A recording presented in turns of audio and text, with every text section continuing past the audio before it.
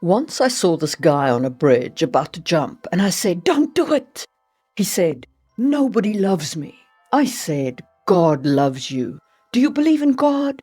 He said, "Yes." I said, "Are you a Christian or a Jew?" He said, "A Christian." I said, "Me too. Protestant or Catholic?" He said, "Protestant." I said, "Me too. What denomination?" He said, "Baptist." I said, "Me too. Northern Baptist or Southern Baptist?" He said, "Northern Baptist." I said, "Me too. Northern Conservative Baptist or Northern Liberal Baptist?" He said, "Northern Conservative Baptist." I said, "Me too. Northern Conservative Baptist Great Lakes region or Northern Conservative Baptist Eastern Edge?" He said, "Northern Conservative Baptist Great Lakes region." I said, "Me too. Northern Conservative Baptist Great Lakes Region Council of 1879 or Northern Conservative Baptist Great Lakes Region Council of 1912?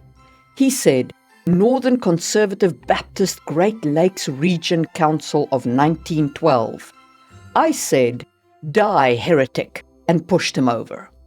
This joke, originally told by Emo Phillips, encapsulates how religion is not just an identity, but one held so dear to the heart of those who claim that identity that even minor differences in religious observation and behavior can result in major conflict.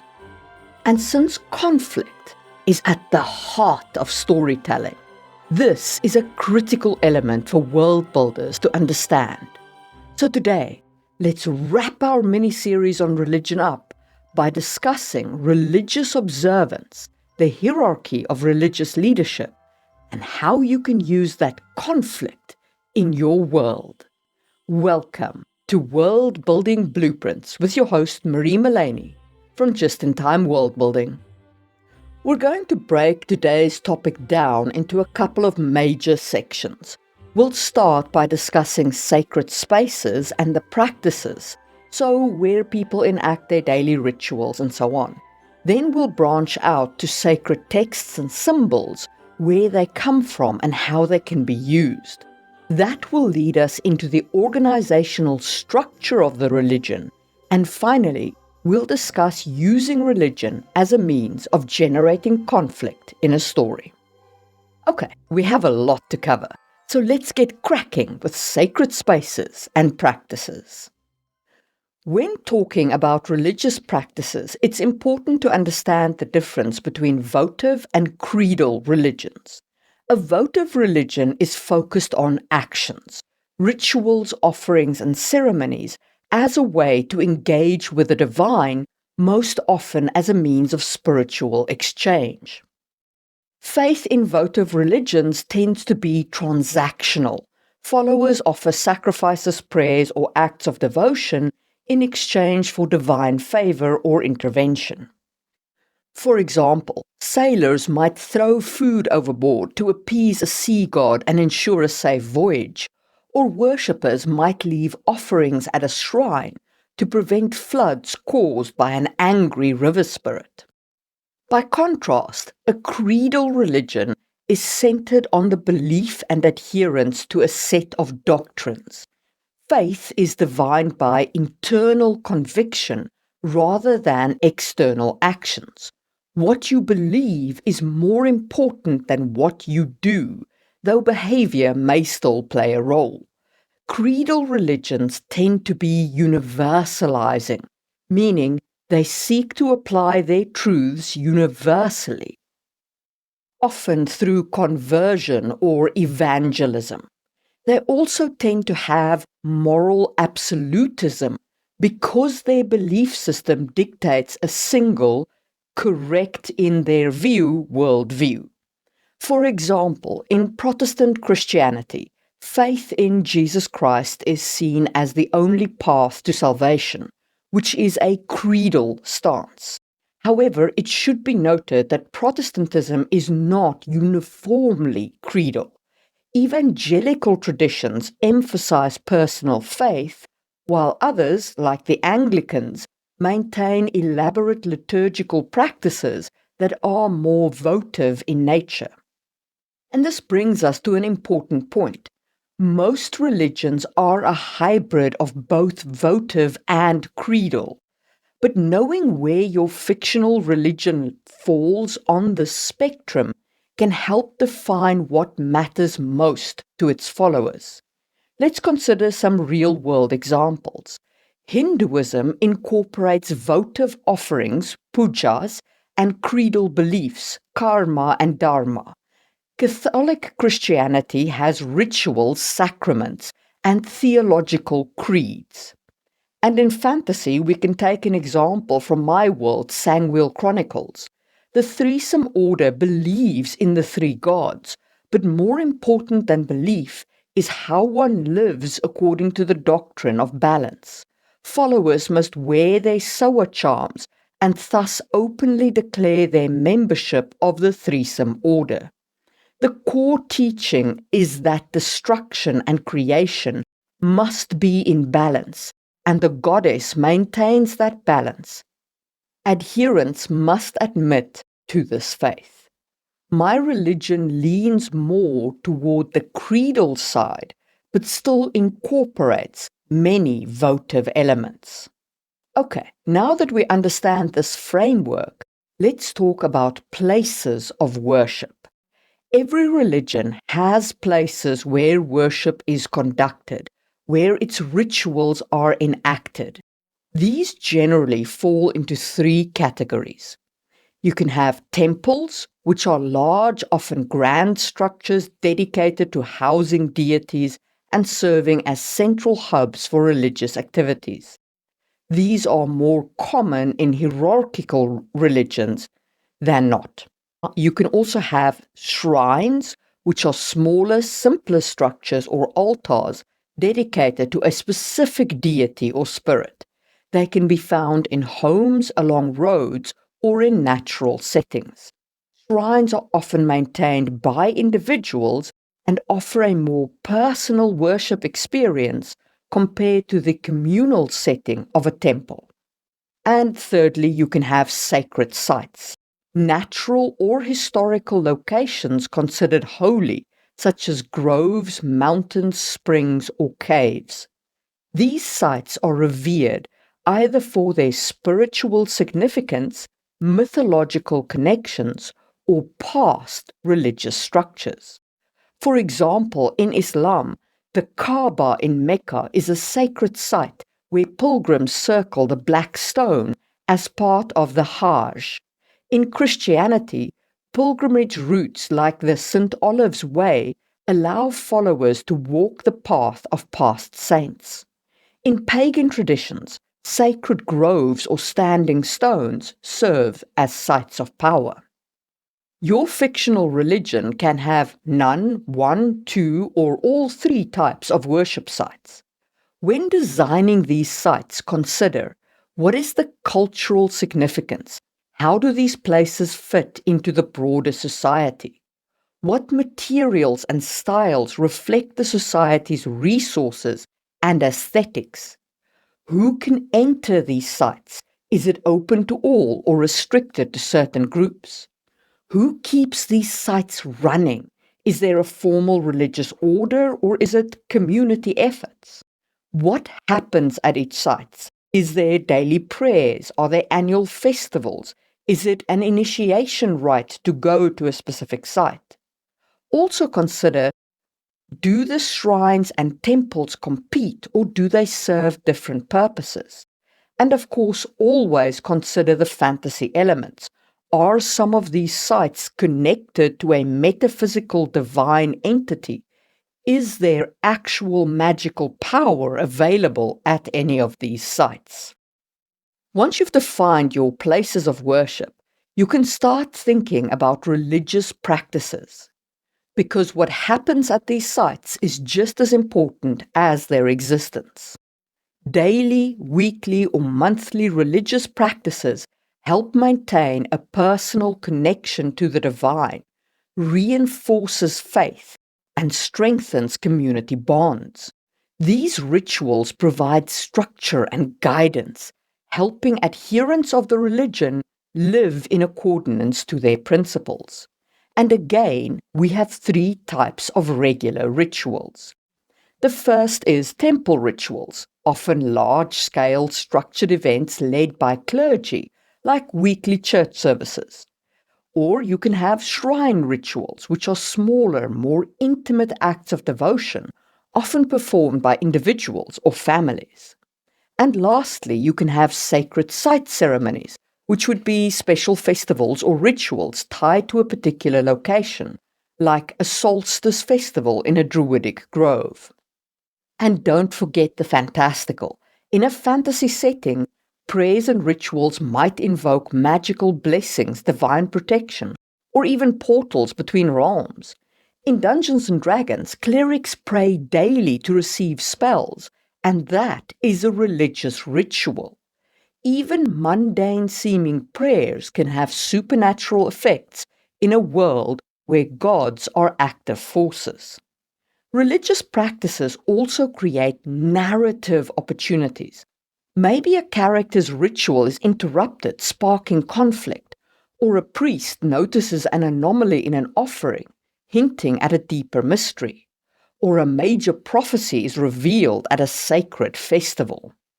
So far we've discussed regular religious rituals. But besides these regular scheduled activities, you should also consider festivals separately. These commemorate important events in a faith's mythology, reinforcing shared beliefs and strengthening those communal bonds. Even lapsed adherents often return to participate in these large-scale celebrations, resulting in them returning to the community once more. Festivals also serve as excellent storytelling tools. They provide a backdrop for major plot events, prophecies, or political intrigue. Consider these types of festivals. Seasonal festivals, which are celebrating solstices, harvests, or other natural cycles. You can also have historical commemorations as festivals, marking key events in the religion's history. Or you can have pilgrimages as festivals, which are periodic journeys to sacred sites, often undertaken for spiritual renewal. And within these festivals, consider what worshippers actually do. Do they have prayers, sacrifices, or mythological reenactments of events? Do they have food, dance, and joyous gatherings? Do they have special observances like fasting, acts of charity, or ritual purification? Do they have to make specific offerings like money, animals, incense, or, in a fantasy world, some kind of magical tribute? And in a fantasy setting, magical events might occur during festivals. Perhaps the veil between the worlds thins, allowing communication with the spirits, like in Jacqueline Carey's Cashel Legacy, where Imriel could see his father on the Day of the Dead. Religious rituals don't just mark time or festivals, they also mark lives. Major life events are often accompanied by sacred ceremonies, confirming a person's status within the faith. Consider rituals like birth rituals, blessing, naming ceremonies, protective charms, and so on.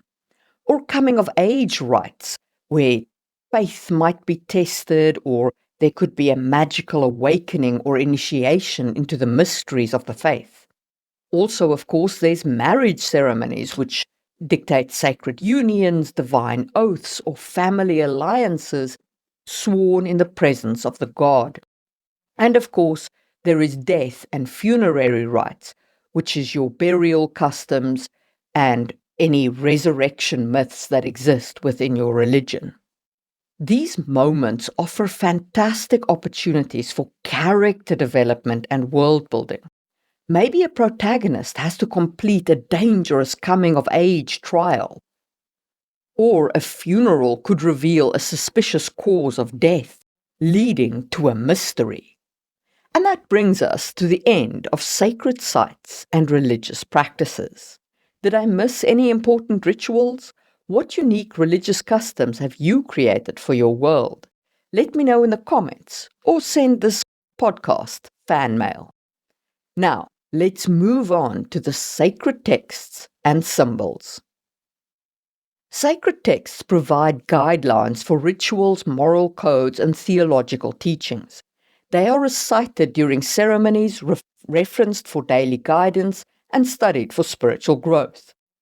These texts can take different forms. They could be a single document like the Quran or the Bible, although the Bible itself is actually a collection of multiple books that were later compiled into one, so it's currently a single document, but it is a canon of multiple texts. Sorry for the long aside, religion is a complicated beast, and I'm trying to get it all as correct as humanly possible. Anyway, a religious document could also be a vast collection of writings, like the Pali Canon, the scripture of Theravada Buddhism, which spans 53 volumes and over 16,000 pages. And of course, since we're designing fantastical religions, sacred texts don't have to be ordinary books.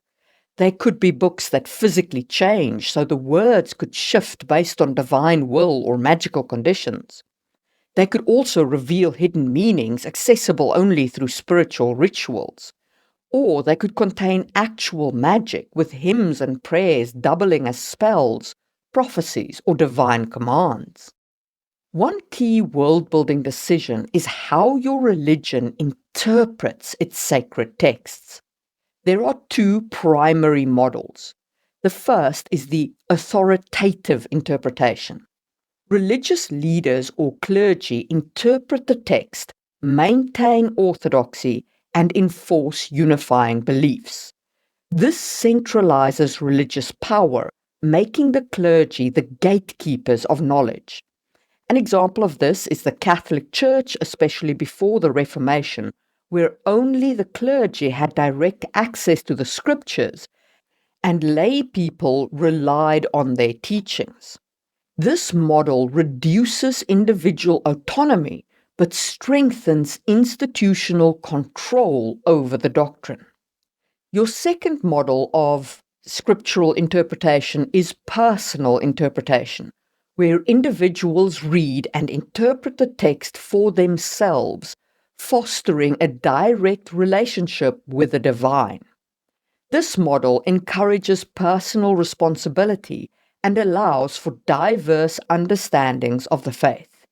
This can lead to decentralized religious structures and potentially schisms or doctrinal conflicts. For example, in Protestant Christianity, where personal study of Scripture is emphasized, there are many different sects and faiths. Most religions blend these two approaches. For example, a faith might encourage personal meditation on sacred texts while still relying on authoritative figures for legal or theological rulings. So, when developing sacred texts for your world, ask yourself, what is the name of the text? Is it a codex, a book of wisdom, or perhaps the divine song? What does it contain? History, myths, laws, spells, divine commands? Who can access it? Is it open to everyone or restricted to a priestly class? Who interprets the text? Do religious leaders have the final say, or is interpretation open to all?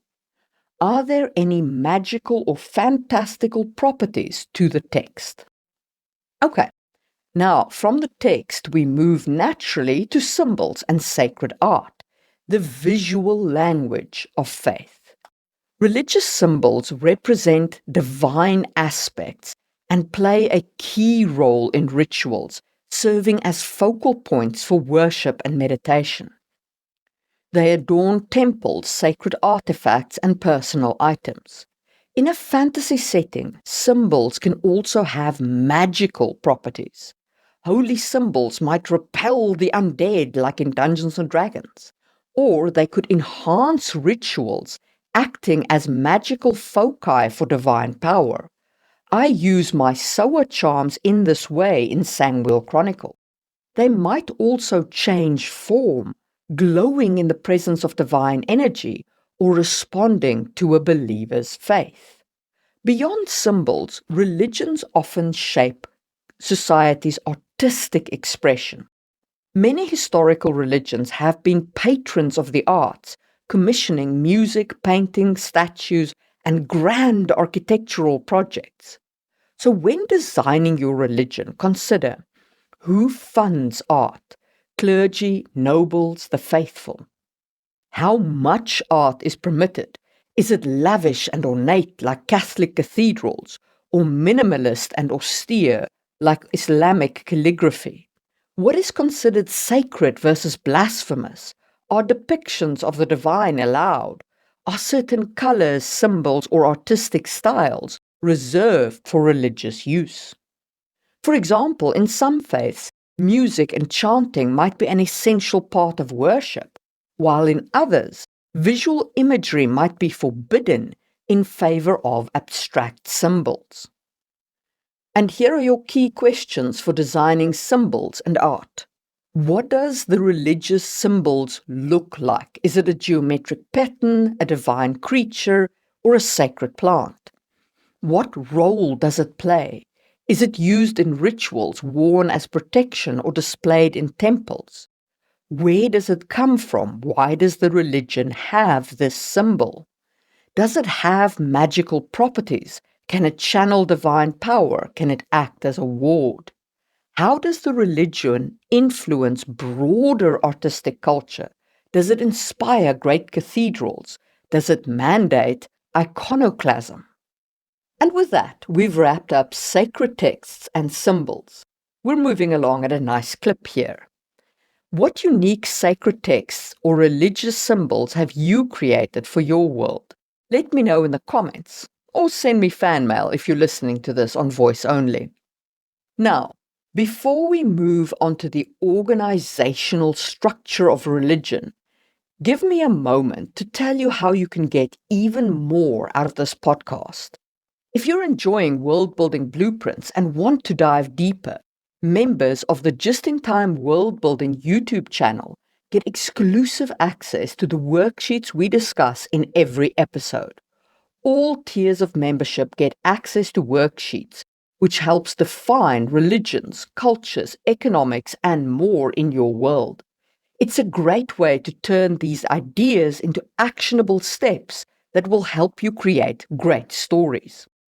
I would also like to thank each and every one of my channel members who really help me keep the lights on every month. You guys are the best. But if you don't want to commit to monthly memberships, you can also purchase these worksheets on my Ko-fi page in the links below. That being said, I appreciate every listener and viewer of this podcast.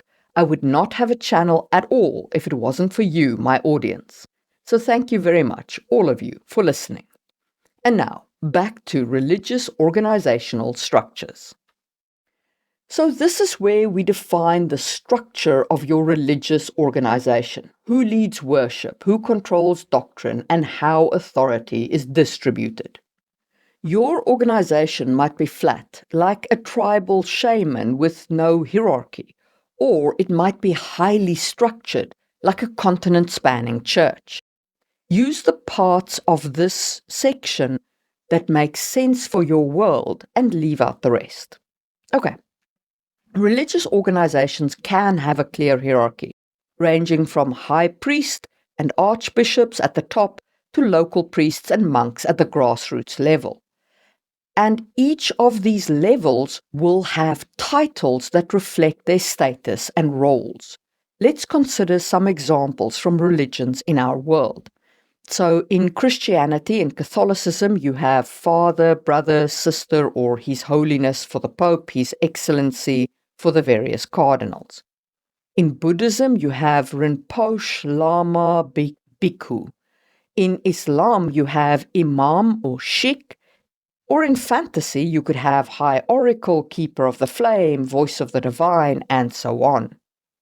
Titles also shape how the faithful view their religious leaders and their community. For example, in early Christianity, believers referred to each other as brother and sister to emphasize spiritual kinship. In contrast, father for the priest denotes spiritual authority, and that creates the sense of family within the Christian community. In my world, in Samuel Chronicles, because my three gods are married, I chose to refer to my priests as good wives and good husbands, as this is reflective of the marriage relationship of my gods. It's also important to consider titles and honorifics for all the ranks in your religious hierarchy, if you have one. And speaking of ranks, if your religion does have that hierarchy, consider the following layers. Do you have a high priest or religious leader that oversees major religious activities, interprets sacred texts, and maintains doctrine? Such leaders are often politically influential and separated by location or by their status from the large bulk of the faithful. Then think about who actually conducts daily rituals and provides spiritual guidance and acts as the intermediaries between the divine and the people. And consider how many layers there are from a normal priest to your grand high poobah. And then lastly, consider below the rank of priest things like monks, nuns, or devoted followers who focus on prayer, meditation, and scholarships. These kinds of followers often live in communal settings, and they serve as spiritual examples to lay people rather than being direct leaders in the religion. Okay, once you know the level of hierarchy that you have, you need to think about the selection and training of your clergy. Starting with, how does your religion choose its clergy? Some options that you might consider are hereditary succession. Some positions could be passed through bloodlines. Or you could have divine selection. Leaders could be chosen through visions, omens, or magical trials. You might even have elections where a council or religious body votes on new leaders, a la the Pope. Or in your world, you could go the other way and you could have candidates proving their knowledge, piety, and strength in a religious test. And especially in a fantasy setting, this kind of religious test might be a really good way to go. Also consider how are clergy actually trained. You might have formal schooling where clergy spent years of study in theology, rituals, and doctrine. Or you might have an apprenticeship system where younger members serve under an experienced mentor. Or you could have tests of faith, endurance, or magical ability that also impart knowledge to the adherent. And last of all, don't forget physical training for your priests. Some orders may require martial training or extreme asceticism for your priests. In Jacqueline Carey's Cassile's Servant, Jocelyn undergoes theological, mystical, and combat training to become a Casseline brother. And it is an excellent example of how a priest's training can be both rigorous and mystical. And if you're looking for an example of implementing such a thing in a fantasy world, I highly recommend reading Cassile's Servant. And speaking of Casseline brothers, let's talk about monastic and militant orders. Monastic orders are communities dedicated to religious life, focusing on prayer, contemplation, and study. They often withdraw from the world to preserve religious purity. This is opposed to militant orders, which are mostly warrior monks or holy knights or some equivalent thereof, who combine religious devotion with martial training. Let's plunge a little into the role of each, starting with monastic orders. Monks and nuns may copy sacred texts, preserve religious teachings, or engage in deep meditation. In a fantasy setting, they could be keepers of lost knowledge or oracles who receive divine visions.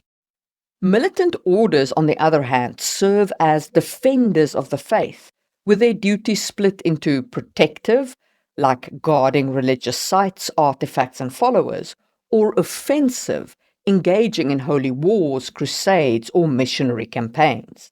In a fantasy setting, militant orders might wield divine magic or enchanted weapons, or they could be genetically engineered super soldiers like Warhammer 40k's Adeptus Astartes. So when designing either your monastic orders or your militant orders, consider the following questions. What is their name and purpose? What do they stand for? What is their founding myth? How and why were they established? What is their leader's title? Do they have a Grand Master, a High Commander, an Oracle General? What is their orthodox versus radical stance? Do they uphold the tradition of their religious order, or do they push for some kind of reform? What is the public's perception of them? Are they revered or feared, or a little of both? What is their hidden secrets? Are they secretly heretics or demon worshippers? A monastic order might be beloved scholars on the surface, but secretly harbor ancient evils in their libraries. A militant order might be champions of justice to the faithful, but fanatical zealots to outsiders. All right, we're through all the definitions, so let's check in with religion and politics. In many societies, religion and government were deeply intertwined. In ancient Egypt, pharaohs were seen as gods on earth, merging political and religious authority. In modern Iran, the supreme leader holds both religious and political power. In Hindu-majority India, religious beliefs influence laws, such as cow protection in certain states. So, in your world, ask yourself, how closely is religion tied to political power? And you have 4 levels here. The first is theocracy. Religion is the government. For example, the Vatican City or ancient Tibet. 2, you have a state religion. You have a dominant religion that influences governance but is not the sole authority. For example, the Axiom Empire of Africa or the Church of England in the UK. Or you could have a secular government with religious influence, where political leaders make laws, but religious institutions hold sway over cultural norms. Or fourthly, you could have complete separation, where religion is private and has no political influence. This is rare, but possible. So consider, does your religion control the legal system? Think about religious laws like Sharia in Islamic countries or halakha in the Jewish tradition, which can dictate everything from dietary rules to criminal penalties. Who is more powerful in your world, kings or high priests? Do they work together or are they constantly at odds? And remember, it can also be different in different time periods, like the investiture controversy during the medieval period, but eventually changing during the later Renaissance. But religious influence is more than just political. It's also social.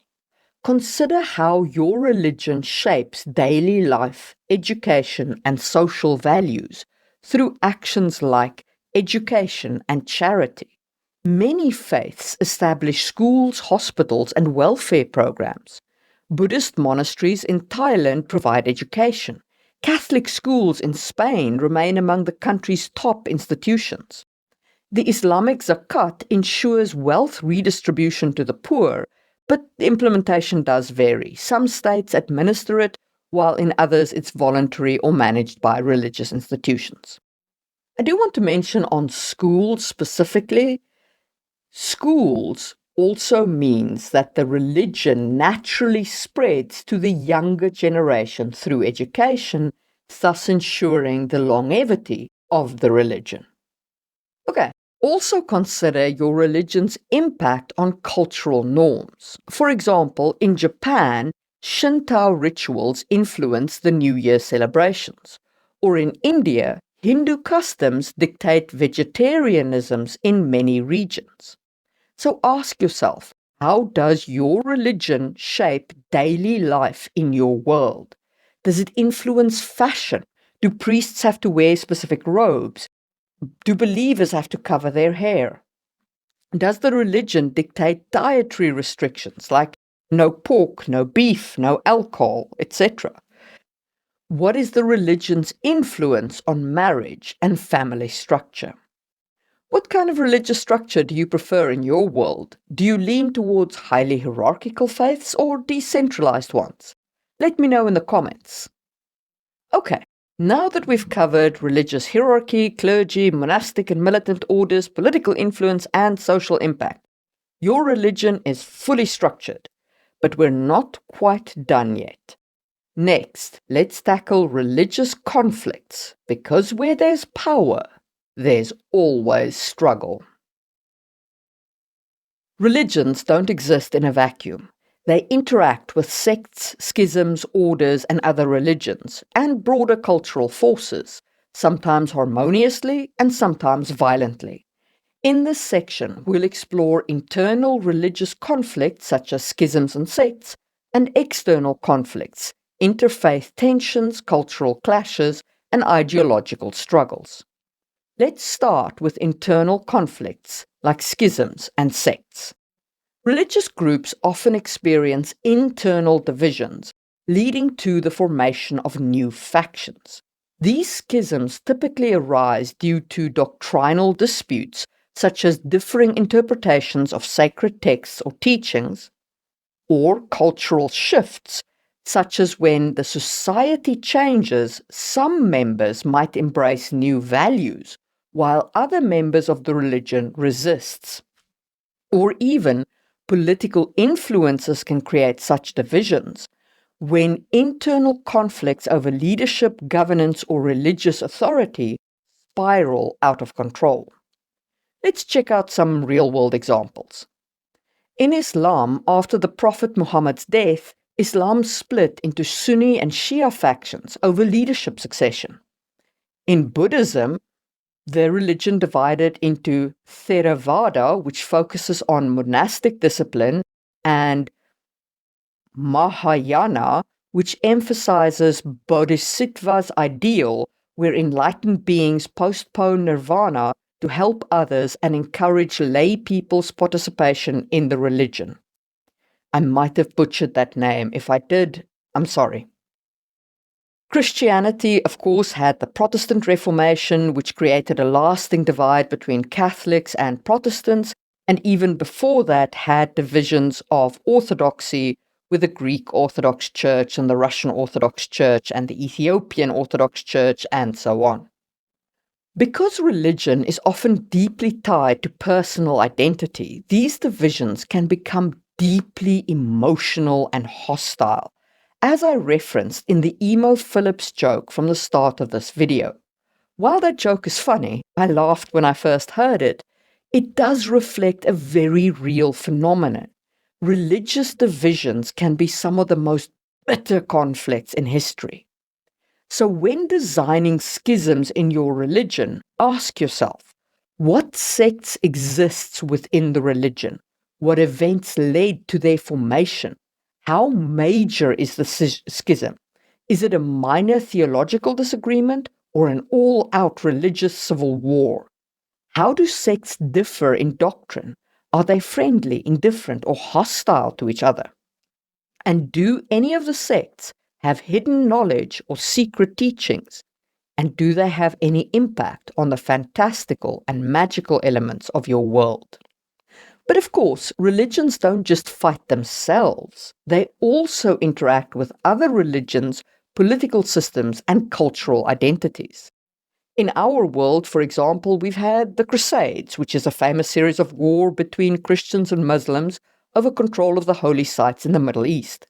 We've had the Mughal Empire, during which time we had a period of conflict and cooperation between Islamic rulers and the Hindu majority in India. We've had the 30 Years' War, which was a devastating Catholic versus Protestant conflict in 17th century Europe. Well, it started out as a religious struggle. By the time it was done, it was a massive geopolitical conflict, with Catholic France supporting Protestant Sweden against the Catholic Habsburgs. I did a rather deep dive into this in my video on creating wars in fantasy worlds, which you can check out in the information card. Or consider the investiture controversy, which was a medieval power struggle of secular and religious authority. Or consider the Yellow Turban Rebellion in China during the late Eastern Han Dynasty, which marked an important point in the history of Taoism due to the rebel leaders' association with then secret Taoist societies. Okay, so we've got a lot of interreligious conflict going on. However, not all religions are aggressive competitors. Some, like Buddhism, have historically been syncretic, integrating local beliefs rather than opposing them. A well-designed fictional religion might take either approach, expansionist and missionary, or tolerant and adaptable. Also bear in mind that religions don't just clash with other religions. They can also conflict with secular groups and cultural institutions. For example, a faith that promotes poverty as a virtue might struggle with a merchant guild that glorifies wealth. A pacifist religion might clash with a militant warrior culture. A magical priesthood might be persecuted by a science-driven empire that rejects divine power. These tensions don't always result in outright conflict. Sometimes they lead to negotiations and compromises within the doctrine. A religion that condemns wealth might introduce ritual donations as a way for merchants to maintain status while upholding religious values. So, when designing external conflicts for your religion, ask yourself, what groups or ideologies does this religion conflict with? What is the nature of their relationship? Are they enemies? Are they forced into uneasy cooperation? And so on. What historical events shaped the rivalry or alliance? And what is the religion's current stance on these conflicts? A religion might cover up those conflicts, might be proud of those conflicts, or might be of the opinion that they were the party hard done by those conflicts.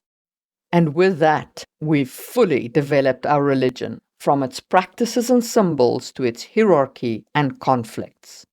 This journey began with religion as an identity a couple of episodes ago, and now we've explored how it shapes and is shaped by the world around it. What do you think? Have we covered everything you needed to build your own fictional religions? Let me know in the comments, or send me some of that fan mail. In the next episode, we'll begin the final step in our basic world-building journey and tackle that ever-present monster, the economy. So make sure you're subscribed for that. Before we go, I'd like to give a huge thanks to the members of my channel for sponsoring this podcast. To the members of the Build It in Stone tier, Lupex Lakeshire, Katie Kofi Mug, and Tony Lamanna, and also to the members of the Build It in Wood tier, Moxane, Pablo Barrios, Glacier Maniac, Patricio, Carrie, Aya Shemimaru, Tiffany Felix, and Dylan Batera, and to all of the members on the Build It in Straw tier. You guys are the best, and your support makes this podcast possible, and I'm so grateful for it. And on that note, I will see you soon for another episode. Remember, build what you need, when you need it, and happy world building.